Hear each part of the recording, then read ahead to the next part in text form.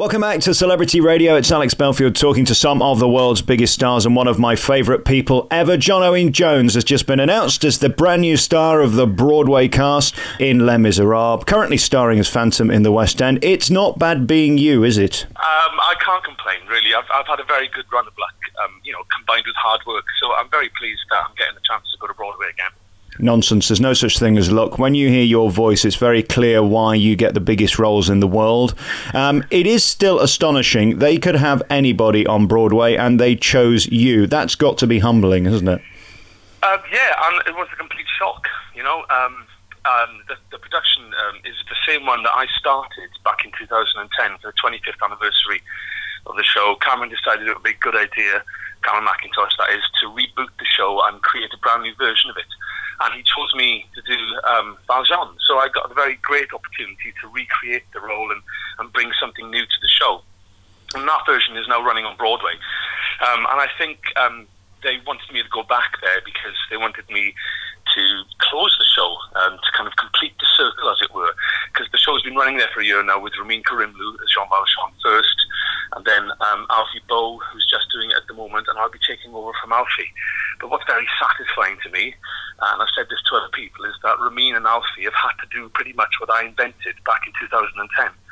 Yeah. So, yeah, it's a great feeling. That's fantastic. And going to Broadway, there's nothing like it. I just saw this show a month ago, and actually I think it's probably more immersive and compelling than the original. It's beautifully staged. Is there an added pressure and excitement doing Broadway? There shouldn't be, but there's something so special about it. Yes, what's really interesting is that when you work on Broadway, you hear people's stories of how they got there and how hard it is for people in the industry to get on Broadway. It is the holy grail of musical theatre. And, to start off from a small town in Wales and, move to the West End and then, go to Broadway is, it's brilliant for me to be able to do that. But I've had just as long a journey as everyone else, even people in the ensemble and understudies. They've all had to work so hard to get there because the standard is so high. But when you get there, it's just a big family. Everyone gets on with everyone. It is very much a job still at the end of the day, where people come in and they do their job and then they go home. But there's a real sense of community in New York, and the theatrical community is very bonded, so it's very exciting to be part of that. I think it's more intimate, isn't it? It literally is within just a couple of streets and you're more or less on top of each other next door. They do seem to also have, dare I say, a more professional ethic sometimes. They don't take holidays. They seem to work much harder. I think it's possibly because the bar is so high because they're competing with 350 million other people. Oh, right, definitely. I mean, it is very, very competitive. That's the thing, So, to be selected to be part of that group is really an honour for me. But as you talked about, the family, it is very close. All the theatres are very close-knit there. It's kind of the same in the West End, really, but there's a uniqueness about New York. Unique New York, there we are, there's a vocal warm-up for you. When I was at the Broadhurst Theatre, when I did Les Mis back in 1997 over there for a brief stint, next door was the Majestic Theatre, which is where Phantom was running, and there were two other theatres back to back, so all these four theatres were interconnected.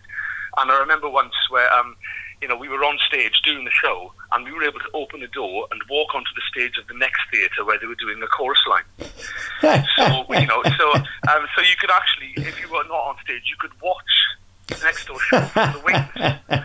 And also, what we would do is, the company would get together before each show and do a physical and vocal warm-up.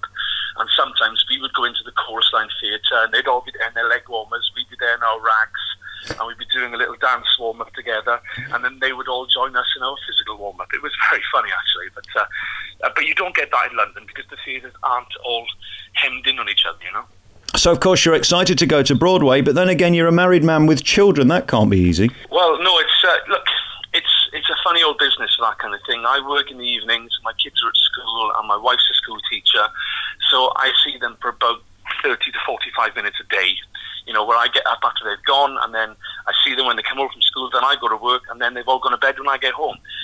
But we've managed, when they asked me to do Broadway, it was very important to me. My family were able to come with me, so we've talked to the schools and we've worked it out with my wife's job that they can all take some time off and come with me. Because if they weren't able to, I probably wouldn't have gone, I'll be honest. So, because it means that much to me. So months on my own, you know. Yeah. That kind of thing, it's never healthy for any kind of relationship, let alone... But what a thrill that you can all do it together. That's so exciting for them. How old are the kids now? Exciting, yeah. My kids are 12 and 13, and they came with me when we went before, and they were only like 3 and 4 then, so it wasn't a problem really. But this time they were very, very excited, and they just all told their friends, and they were all tears and everything. But it's all going to be a lot of fun, you know, because what an amazing experience for them at that age to go and live in another country, and you know, to live in such a vibrant melting pot like New York, you know, where there's so many things to experience and do. What's it like for your kids having John Owen-Jones as daddy? Is it just dad? Yeah. You know, they have their friends think that I'm famous. I'm not really, you know, I'm not a household name or anything, and you know, I'm not really bothered by that. But they kind of tease me about it sometimes, and they say, "Oh God, that you were on TV the other night with Bryn Terfel. Oh, so embarrassing. Why can't you go on the X Factor or something?" I'm like, that's not my cup of tea, kid. Sorry, you know. So I don't think you need to. I think you're doing fine as you are. Yeah. I look at you and your career and listen to your voice, and it's unsurprising that you've been offered this. It is remarkable. I know we've talked about this before. What pressure are you under to sound like John Owen-Jones day in and day out? Do you worry about it, or do you just say que sera? It's a bit of both, really. I mean, if you really got stressed about it, you wouldn't have a voice. Stress is one of the biggest enemies of the singer. So you have to really believe that you need to belong there, because if you looked around and thought, people are going to catch me out, I shouldn't really be here, and then you worried about it, the first thing that would go would be your voice. You'd get a sore throat, you'd get tightness, and it would be really difficult to perform. So you have to really relax and just believe in yourself, otherwise it doesn't work. But on the flip side, of course, the nerves help as well. So, you know, you end up pushing yourself to be the very best you can, because you know people have paid money to come and see you. I mean, I've got to that level now, excuse me, where people travel from Japan and Russia to come and see me perform, you know. And there was a point in my career where I was just a phantom, but now I'm John Owen-Jones playing the phantom, or John Owen-Jones playing Valjean, and it's a privilege, you know, and I don't want to let those people down, so I give 100% every single performance. Even when, say for example, yesterday, it was a Thursday matinee in Phantom, and it wasn't full because of what happened in Paris. Ticket sales have dropped a little bit. They'll pick up again, they always do. And, you know, the audience were very quiet, and there's a tendency for actors to just relax and not give the best performance. But I knew that there were people out there who travelled from Italy to come and see me. So I lifted my performance, you know, to make sure that it was worthwhile for them, you know. Even though I don't know them, there's just kind of a weird guilt and a humanity and a connection with these people that you feel, even though you don't know them, and you feel like you owe them something. So in my case, I give 100% every time I can. We're going to get back to that in a second. Something you said there was really interesting. Has there been a palpable change in the theatre since Paris? Have people become more nervous? Is there a different feel? Yes, but you know what? This has all happened before. You know, the IRA were, you know, theatres were closing down and shows were closing because of the IRA back in the 70s and 80s. And then we had 9/11 happen, and, you know, people were not coming to London, but they were still going to massive outdoor festivals, which are just as risky. You know, there's no one target. I mean, when Paris happened on Friday night, on the Saturday matinee, it was sold out, but there were big pockets of empty seats where people had elected not to come. Wow. So, you know, and these are the same people that are going on holiday to Disneyland Paris for the weekend. Right. So, and a very good friend of mine from my hometown, Buryport in Wales, him and his wife were going to come up in the Christmas period to come and see Phantom and to see me and do some Christmas shopping, but because of what happened in Paris, they're not coming now. And now, so instead they're going to Amsterdam, which is like baffling, isn't it? Like, yeah, but it's not London. You can't guess. I mean, they just picked that's ridiculous. In Paris. You just can't guess. So there's no point worrying about it. You know, I went to Paris the weekend after Charlie Hebdo happened earlier this year, and I went to New York a week after 9/11. So, you know, it doesn't bother me at all. If you're going to go, you're going to go.